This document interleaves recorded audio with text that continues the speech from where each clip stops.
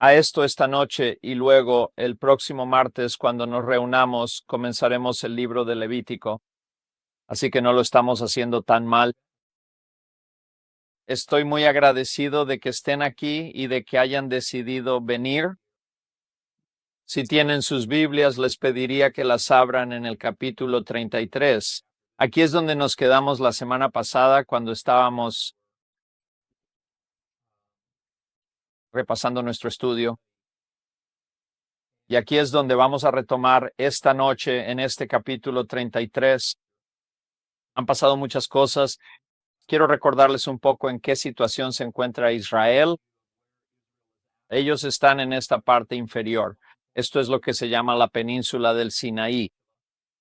Y están en esta parte inferior conocida como la montaña, que en realidad es Horeb, H-O-R-E-B, y se le conoce como el monte Sinaí.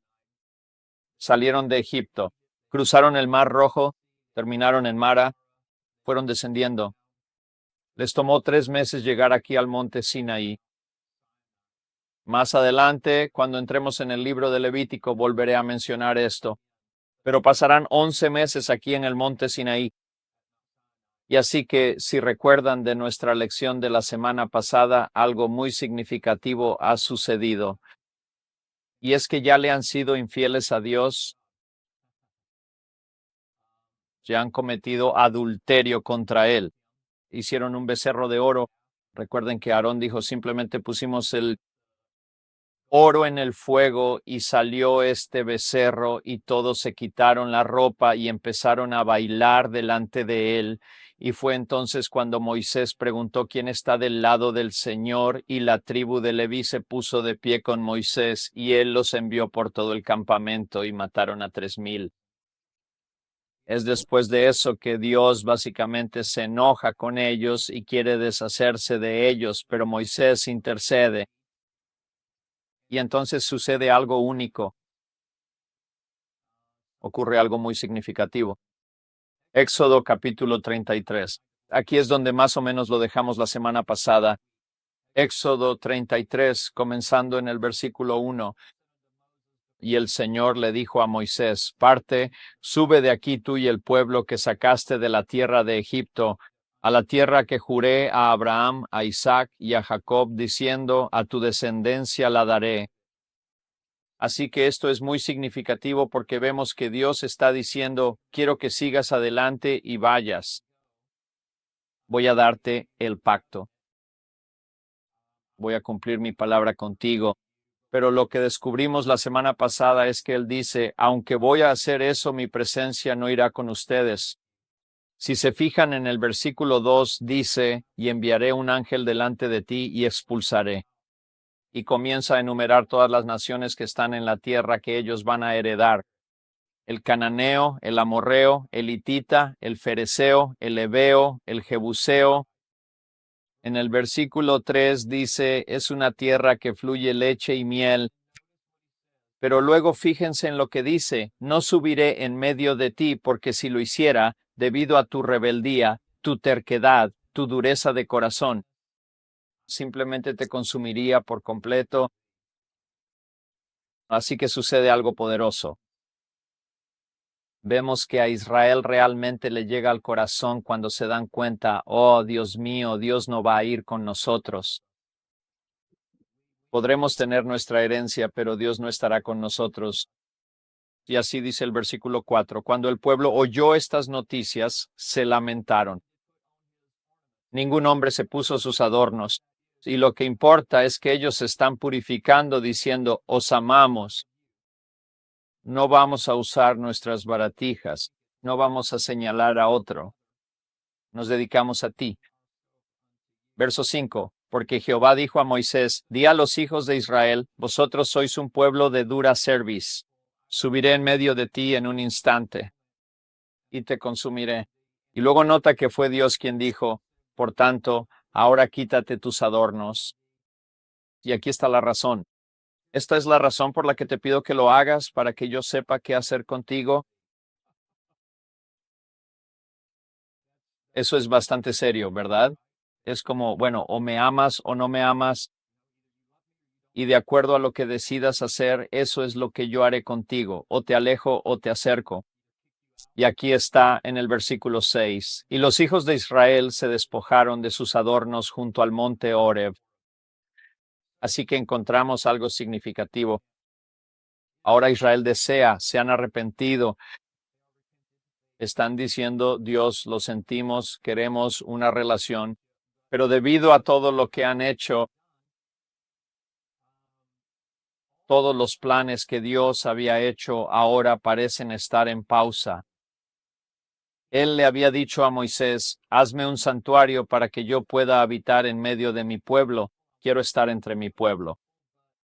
Por causa de sus decisiones y elecciones, ahora Dios dice, ni siquiera voy a estar entre ustedes. Si vengo entre ustedes, me voy a enojar tanto que los consumiré. Y entonces Moisés hace algo que es muy poderoso.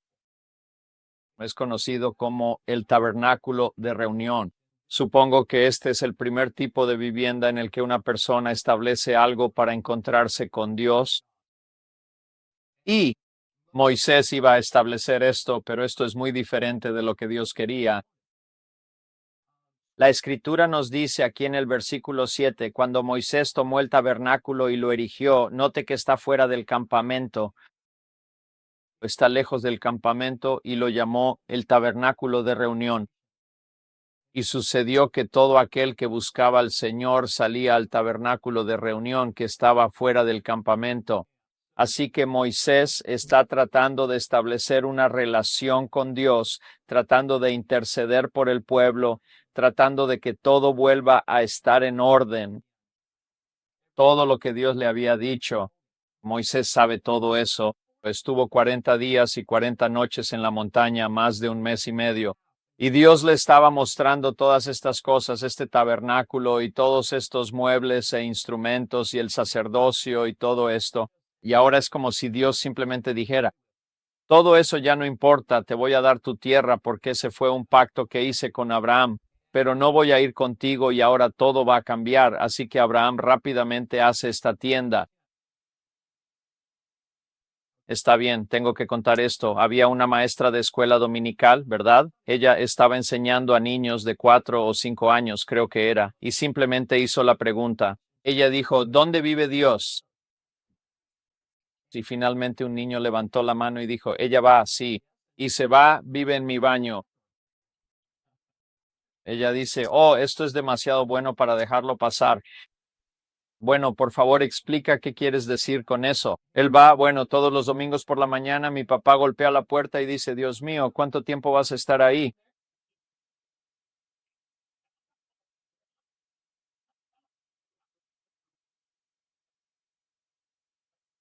Bueno, entonces Moisés establece esto. Cualquiera que quiera venir puede venir. Si quieres estar en la presencia del Señor, no está escrito que alguien haya ido. De hecho, dice que sucedió cuando Moisés fue, ¿verdad? Moisés es el indicado, que quiere la relación con Dios. Él es quien desea la profundidad de la relación, y él salió hacia el tabernáculo y todo el pueblo se levantó y se quedó de pie en la puerta de sus tiendas. Observaron mientras Moisés entraba y lo miraron hasta que desapareció dentro del tabernáculo. Y sucedió que cuando Moisés entró en el tabernáculo, quiero que noten que Dios es espíritu para que quede claro, ¿verdad? Dios es un espíritu, es decir, Dios es espíritu. La única manera en que sabemos que los espíritus están cerca, ya saben, octubre, ¿verdad? Odio octubre. No puedes ver nada o ya sabes, es simplemente... Pero ¿cuál es el asunto con octubre? Todo se trata de los espíritus y todo ese tipo de cosas. Y todo se reduce a que, ya sabes, tienen que manifestarse de alguna manera, ¿verdad? Para que sepamos que están presentes. Bueno, Dios siendo un espíritu debe darse a conocer, tiene que darse a conocer de alguna manera. Y así aquí vemos que cuando Moisés entraba, la manera en que sabían que Dios se encontraba con él era que esta nube descendía. Y dice que se detenía en la puerta del tabernáculo y allí Yahvé, ¿verdad? Él hablaba con Moisés, pero esto va más allá porque nos dice que Todo el pueblo veía la columna de nube detenida en la puerta del tabernáculo y todo el pueblo se levantaba. Y esto es lo que están haciendo. No están tan agradecidos. Gracias. Gracias, Dios, porque te estás encontrando con Moisés, porque ellos creen que todavía hay una posibilidad de que está bien que Dios mantenga su pacto con nosotros y que algo bueno va a salir de esto. Y luego en el versículo 11, el Señor habló con Moisés, una declaración tan poderosa, cara a cara, como un hombre habla con su amigo. Y luego dice que Moisés volvió de nuevo al campamento, salió del tabernáculo. Y aquí aprendemos algo. Dice que el hijo de Nun, un joven, no se apartó del tabernáculo, Josué. ¿No es interesante que Josué terminará siendo el siguiente en la línea, que será el próximo sobre quien Dios comenzará a obrar? Porque ¿qué? Él desea la presencia de Dios. Verás, Dios te encuentra al nivel de tu deseo. Donde quiera que esté tu deseo, exactamente ahí es donde Dios te encontrará. Si tu nivel es bajo, siempre tendrás una baja presencia de Dios en tu vida. Y mientras todos los demás están haciendo lo que sea que estén haciendo, Josué decidió en su mente, él pensó, si ahí es donde está Dios, no tendría sentido. Si ves que la gloria de Dios desciende y Él está ahí y sabes que está ahí, ¿por qué adorarías en tu tienda diciendo, bueno, me alegra que Dios esté allá? Debería haber un deseo de decir, si ahí es donde Él está, ahí es donde yo quiero ir. Quiero estar en su presencia. Ahora se nos da algo asombroso. En Éxodo capítulo 33, comenzando en el versículo 12, Moisés registra la conversación que ocurre entre él y Dios cuando se encuentra con él cara a cara y está aquí. Podemos escuchar la conversación que comienza a suceder entre Dios y este hombre que tiene tanta hambre de Dios, y así comienza aquí. Moisés entraba en este tabernáculo y allí comenzaba a tener esta conversación con Dios. Así que fíjate aquí, comenzando en el versículo 12, Moisés le dijo al Señor, mira, tú me dices, saca a este pueblo. Recuerda lo que le dijo a Moisés, ¿verdad? Le dijo, vete, vayan ustedes y sigan adelante. Voy a cumplir mi pacto. Les daré la tierra. Expulsaré a los habitantes, pero voy a enviar un ángel. Yo no voy a ir. Moisés está dentro de ese tabernáculo en la presencia de Dios y dice, no me has dado a conocer a quién enviarás conmigo. ¿Quién va a ir conmigo? ¿Quién va a ir? Y sin embargo has dicho, te conozco por tu nombre, también has hallado gracia ante mis ojos. Observa cómo Moisés tiene una relación tan profunda con Dios que está diciendo, tú y yo somos cercanos. Tú me conoces por mi nombre. He hallado gracia. Si ese es el caso, entonces ven conmigo, ¿verdad? Quiero que vengas conmigo. Esto no tiene nada que ver con Israel. Esto tiene que ver con la relación entre Moisés y Dios. Esto te muestra el poder de una relación. Ahora pues, te ruego, si he hallado gracia ante tus ojos, muéstrame ahora tu camino, para que te conozca y halle gracia ante tus ojos, y considera que esta nación es tu pueblo. Sé que es difícil seguir todo esto, pero recuerda que antes el Señor dijo, oye, baja ya tu pueblo. Ahora Moisés está en la presencia de Dios. Y él le dice, Dios, si hemos hallado gracia y tú me conoces, quiero conocerte más profundamente. Y estos son tu pueblo. Así que esta conversación está ocurriendo y él dijo, mi presencia irá contigo y te daré descanso. Dios se conmueve por la oración de Moisés.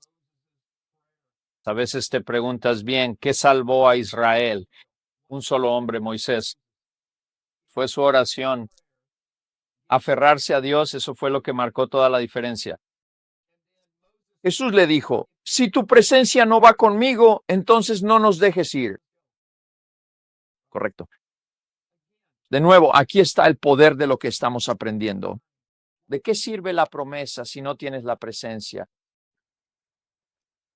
¿De qué sirve que Dios te bendiga, que Dios te sane, que Dios haga todas estas cosas si no tienes su presencia?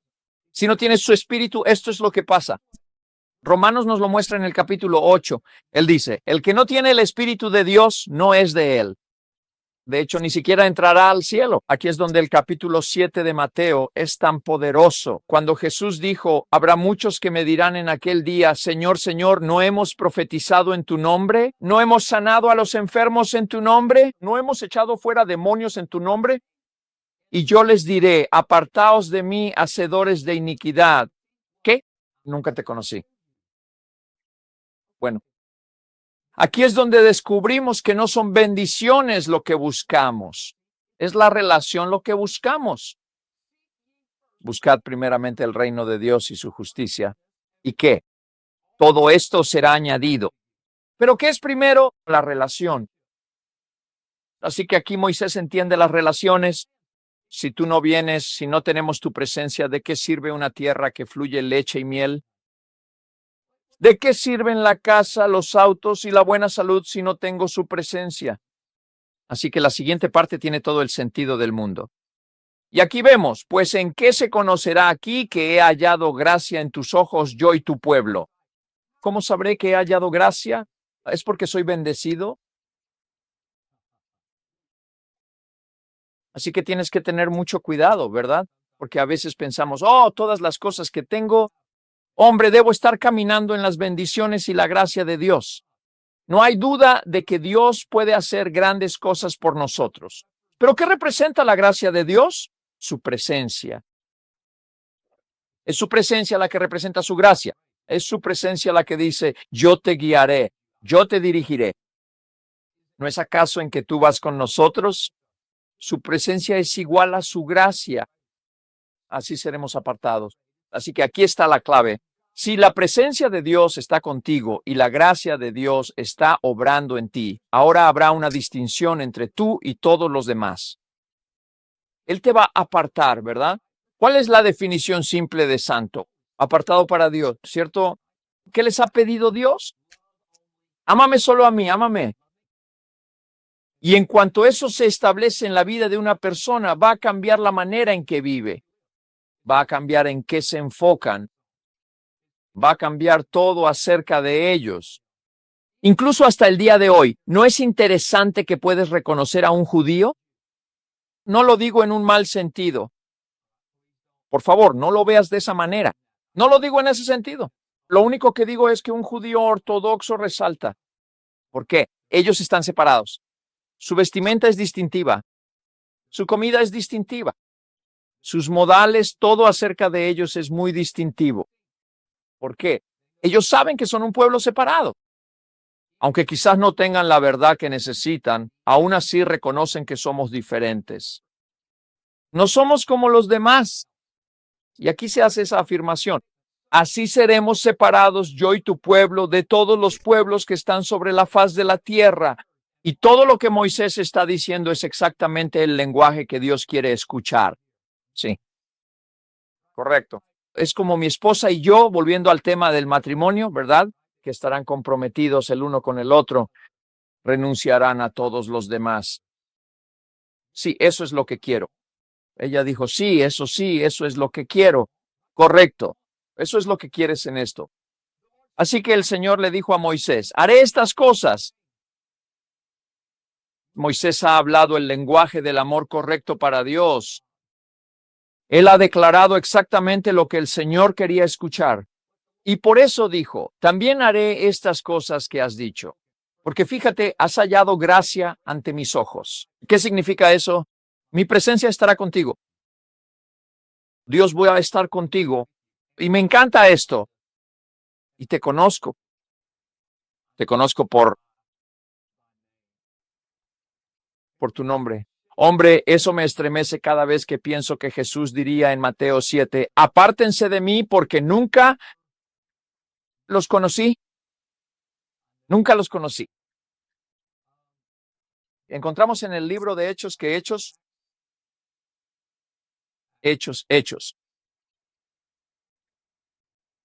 Oh, Dios mío, ¿qué capítulo es ese? ¿Recuerdan cuando hubo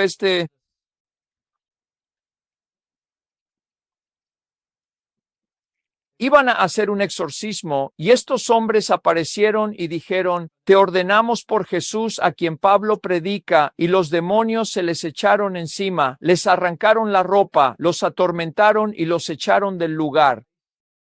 Y todo es porque, ¿qué fue lo que dijeron? Dijeron: bueno, venimos contra ti en el nombre de Jesús a quien Pablo predica. Y básicamente de lo que se trata todo esto es que no puedes usar el nombre de Jesús como una fórmula mágica. Si no lo conoces, si no tienes una relación con Él, no te sirve de nada. Y aquí vemos, fíjense dónde está Moisés. Dios dijo: yo estaré contigo, te conozco por tu nombre. Pero aquí está el deseo de cualquiera que tiene una relación con Dios. Esto es lo que queremos, ¿verdad? Quiero más. Quiero más de ti. Esto me asombra. Moisés ha estado en el monte Sinaí durante 40 días y 40 noches en la presencia de Dios. Ahora ha bajado y aún así no está satisfecho. Quiero ver tu gloria. He escuchado tus planes. Sé el santuario que quieres que se construya. Sé cómo debe ser la adoración y todo lo demás, y cómo se supone que debe ser todo eso. Pero quiero tu gloria. Quiero ver tu gloria. Muéstrame tu gloria. Y aquí Dios dice: yo haré pasar todo mi bien delante de ti, que es la gloria de Dios. Es su bondad. Es la bondad de Dios, es la gloria de Dios. Salmo 34, versículo 8. Oh, gustad y ved que es bueno el Señor. Eso es bueno. ¿Sabes? Seguimos pensando que, si tan solo pudiera ver la gloria de Dios, esa nube que aparecería y los relámpagos retumbantes, y me derribaría al suelo y no podría levantarme porque la presencia de Dios sería tan densa. ¿Puedo decirte que simplemente la bondad de Dios es la gloria de Dios? Es su bondad para ti y para mí. Proclamaré el nombre del Señor delante de ti. ¿Cuál es su bondad? Revela su nombre a nosotros. Su bondad nos revela quién es Él cuando somos perdonados de nuestros pecados, cuando somos librados, cuando somos protegidos, cuando se nos provee, cuando tenemos paz, cuando la paz de Dios está sobre nosotros. Esa es la bondad de Dios.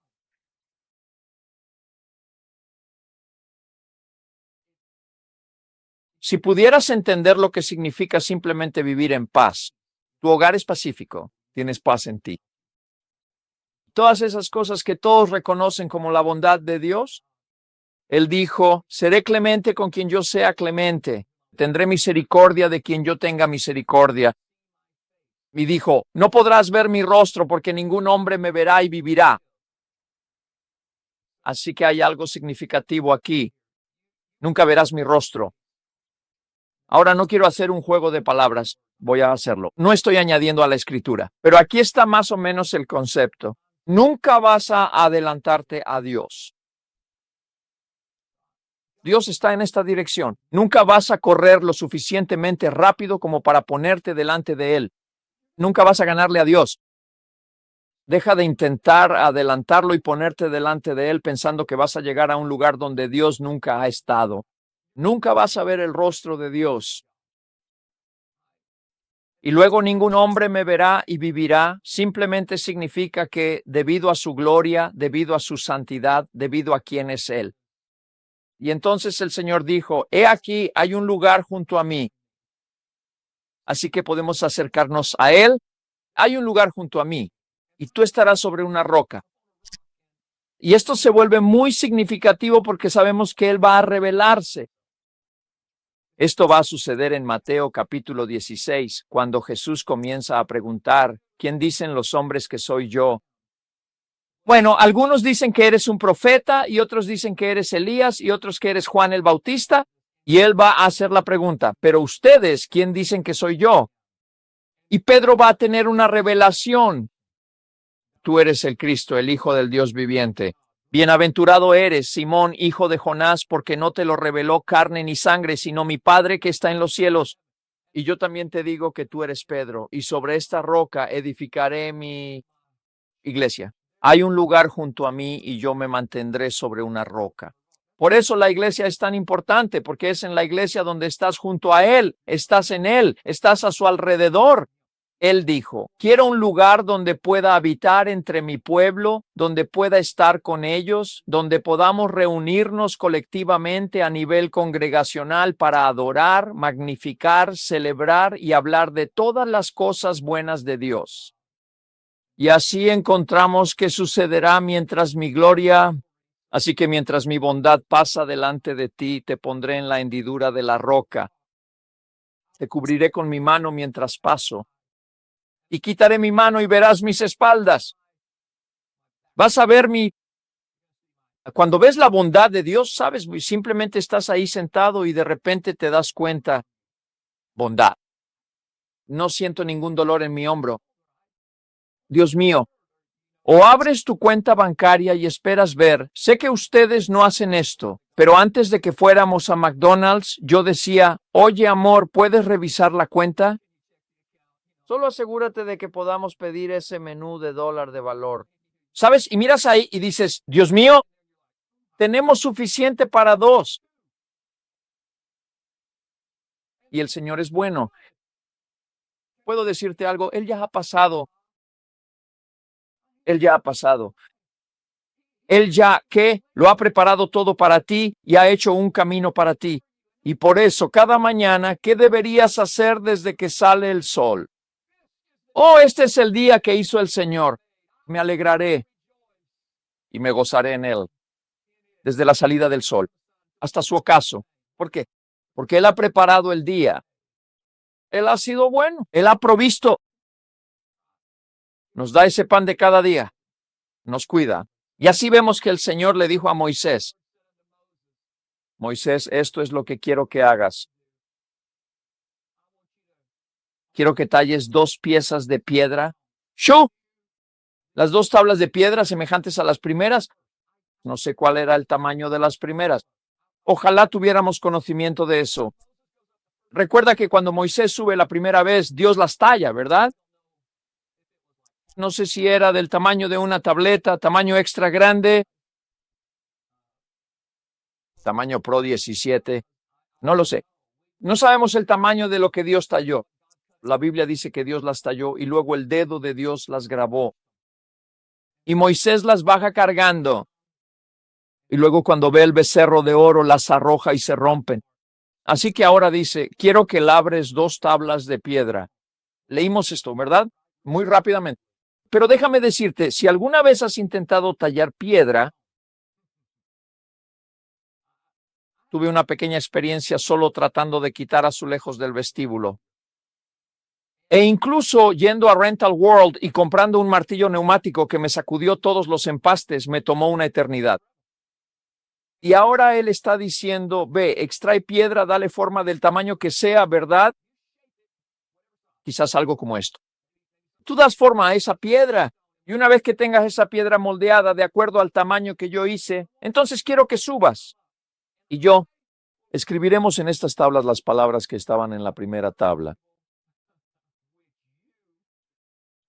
Que rompes. Así que independientemente del tiempo que esto haya tomado, Dios ya ha hablado algunas palabras asombrosas. Ya le dijo a Moisés, Moisés, voy a ir contigo. Moisés, verás mi bondad, mi gloria. Moisés, voy a volver a hacer un pacto con ellos. Todo lo que te di, ahora lo voy a cumplir. Y así la Biblia dice que él labró 2 tablas de piedra. Piedra semejante a la primera, y Moisés se levantó temprano en la mañana y fíjate lo que tuvo que hacer. Subió.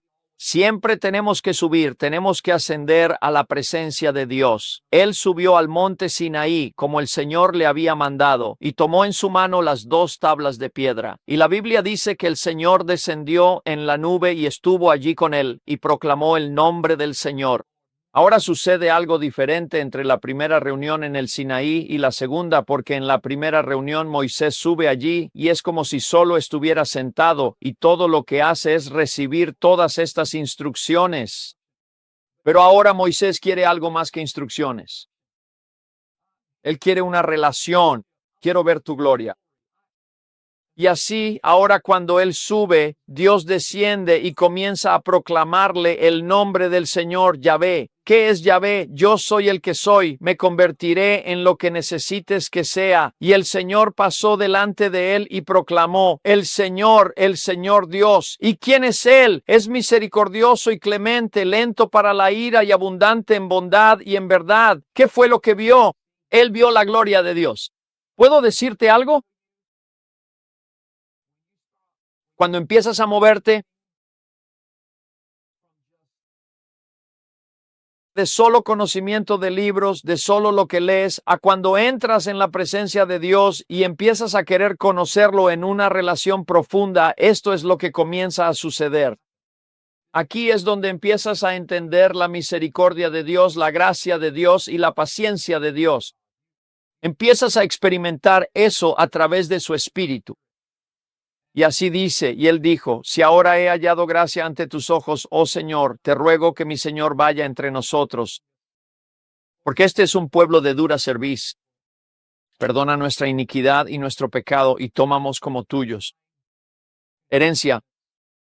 Y aquí está. Y él dijo, he aquí, este es Dios. Haré un pacto delante de todo tu pueblo.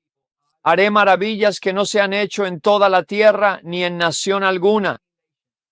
Y todo el pueblo que está entre vosotros verá la obra del Señor. Ahora, solo por un momento, ¿quieres decir que será mayor que lo que hizo en Egipto? Eso es lo que está diciendo. Mayor que lo que hizo en Egipto. Y la versión King James hace esta declaración. Es algo terrible, pero la palabra terrible no significa algo horrible, asqueroso, repugnante, como fuera de aquí. Significa maravilloso, impresionante, magnífico. Significa que está más allá de tu comprensión lo que voy a hacer. Y esto es lo que él comienza a decir. A medida que entren en la tierra, voy a devorar a todas las personas que están en esa tierra. Me encargaré de ellos. Cuando pensamos en lo que hizo en Egipto, aunque eso fue un milagro tremendo y todo, entrar en una tierra que está habitada por todas estas otras personas y luego expulsarlas para dar toda esa tierra a Israel, eso solo puede hacerlo la mano de Dios. Pero fíjense que ahora se añade algo más, ¿de acuerdo? Ahora Dios va a añadir un poco más de entendimiento y claridad a Moisés en este momento. Le va a dar a Moisés un consejo. Y así le dijo, cuídate a ti mismo, no sea que hagas un pacto con los habitantes de la tierra a la que vas, no sea que eso sea una trampa en medio de ti, ¿verdad? Es una trampa para ti. Él quiere que Moisés vea esto de antemano, pero destruirá sus altares, romperá sus imágenes, cortará sus arboledas, porque no adorarás a ningún otro Dios. Porque el Señor, cuyo nombre es celoso, es un Dios celoso. No sea que hagas un pacto con los habitantes de la tierra y ellos se prostituyan tras sus dioses y ofrezcan sacrificios a sus dioses. Y uno te invite y tú comas de sus sacrificios. Y tomes de sus hijas para tus hijos y sus hijas se prostituyan tras sus dioses. Y hagan que tus hijos se prostituyan tras sus dioses. Es como si él le estuviera diciendo específicamente tus relaciones son muy importantes. Cuando entres en esta tierra no puedes hacer pactos con ellos, no puedes, vas a tener que asegurarte de separar todo esto. Así que Moisés baja, estuvo allí con el Señor 40 días y 40 noches, no comió pan ni bebió agua, y escribió en las tablas las palabras del pacto, los 10 mandamientos. Mientras Moisés baja de esta montaña después de haber estado en la presencia de Dios, pero no solo en la presencia, sino en la gloria de Dios. Espero que puedas captar la importancia de esto. La primera vez él no estuvo en la gloria de Dios. La segunda vez sí lo estuvo. Dios se reveló a sí mismo. Yo soy misericordioso, clemente, paciente, mi bondad. Y cuando bajó, la Biblia dice que el rostro de Moisés resplandecía. Su rostro brillaba. Dice que cuando Moisés bajó del monte Sinaí con las 2 tablas del testimonio en su mano, cuando descendió del monte Moisés no lo sabía. Él no tenía idea. Pero la piel de su rostro resplandecía. Quiero decir, era como aceite de oliva.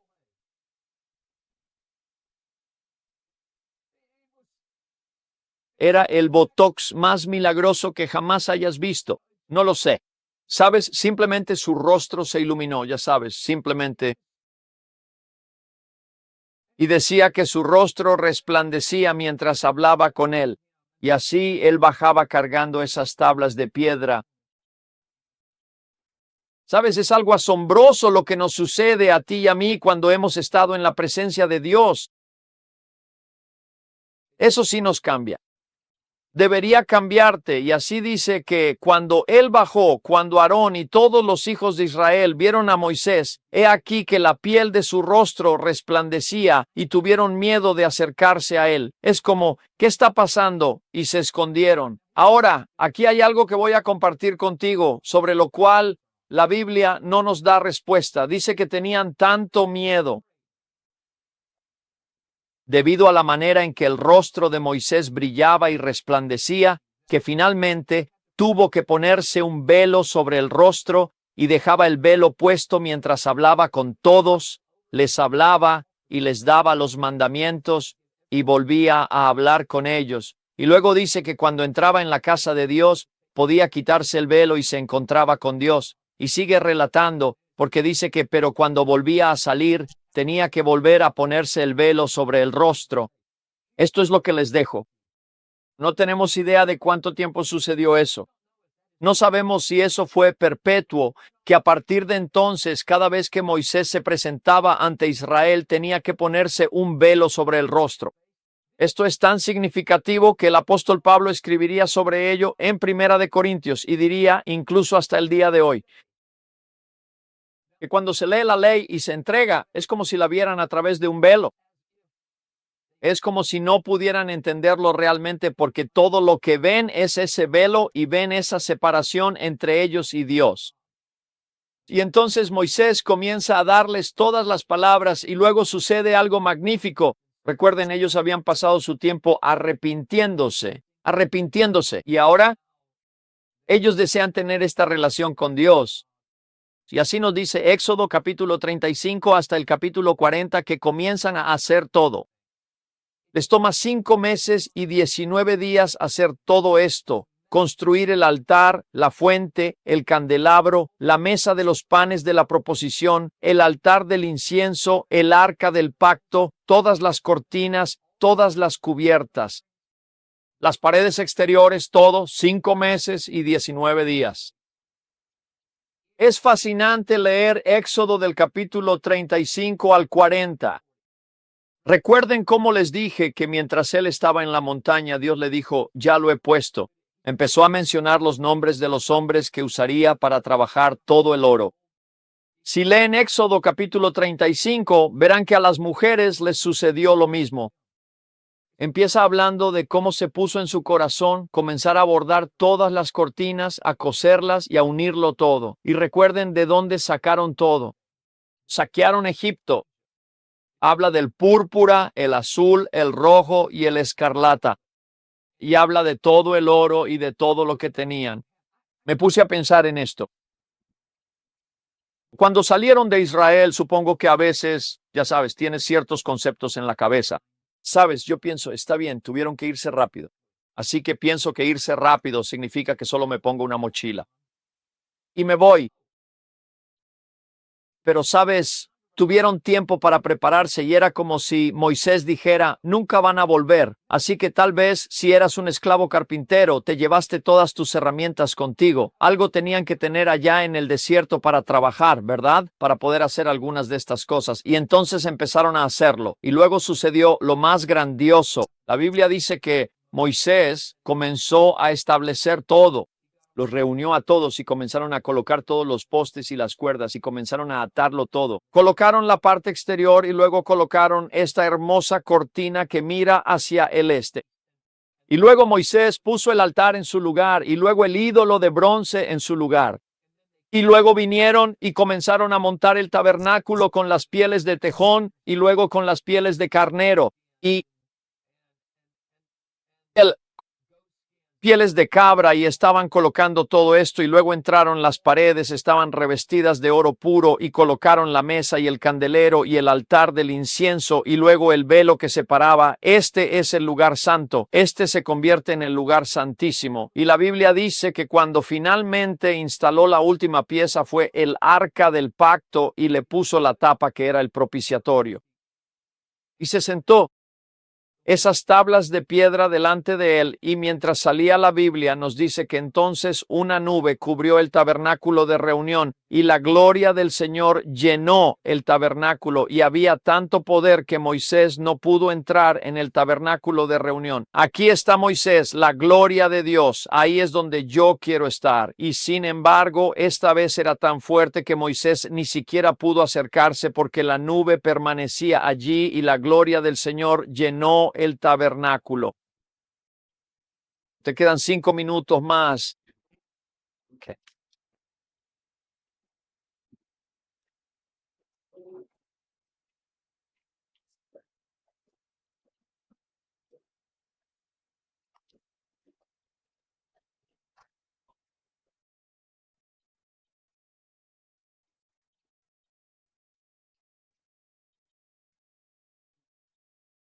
La palabra hebrea significa pereza o falta de energía.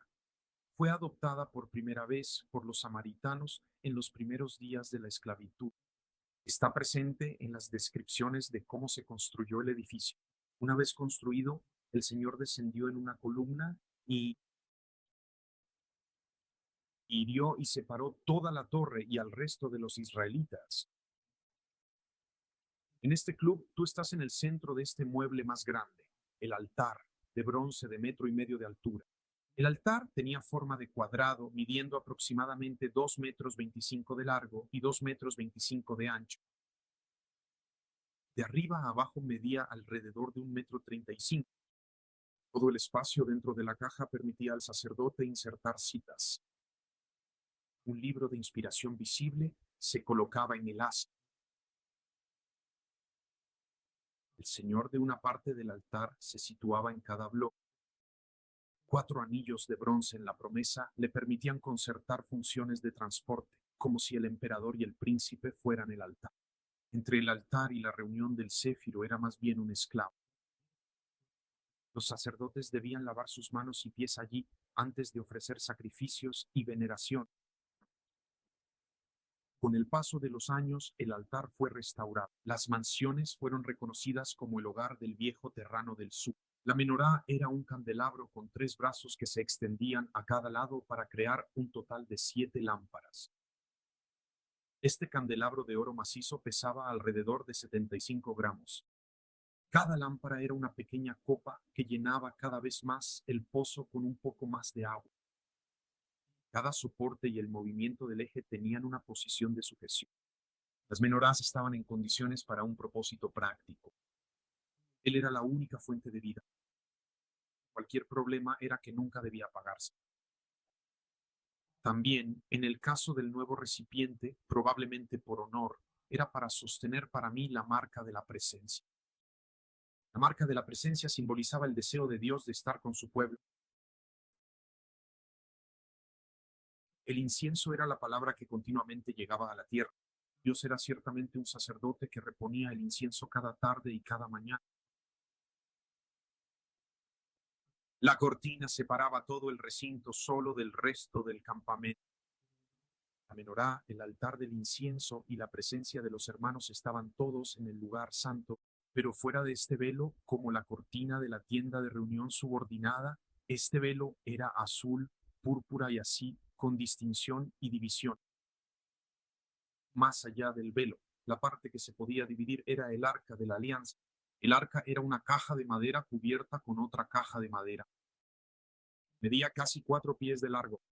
Su ancho y altura eran de aproximadamente 2 pies y 3 pulgadas. Al dejar el altar, el arca tenía varas levantadas para que sirvieran de control de vida mientras viajaba.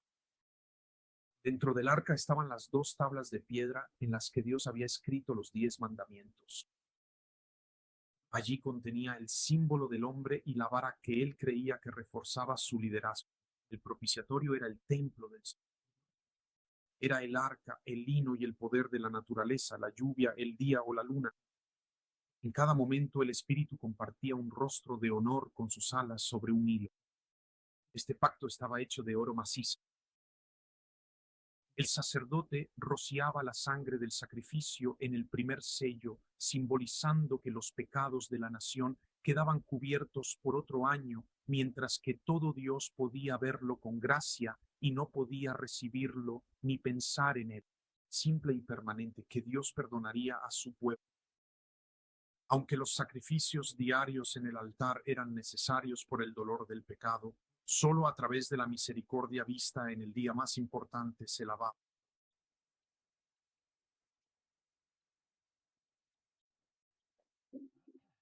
Así que eso fue lo que se construyó. 5 meses, 19 días. Al adentrarnos en el libro de Levítico, veremos que Levítico representa a la tribu de Leví. Tiene que ver con el sacerdocio, tiene que ver con la vida santa. Te van a encantar esas lecciones. Dios te bendiga.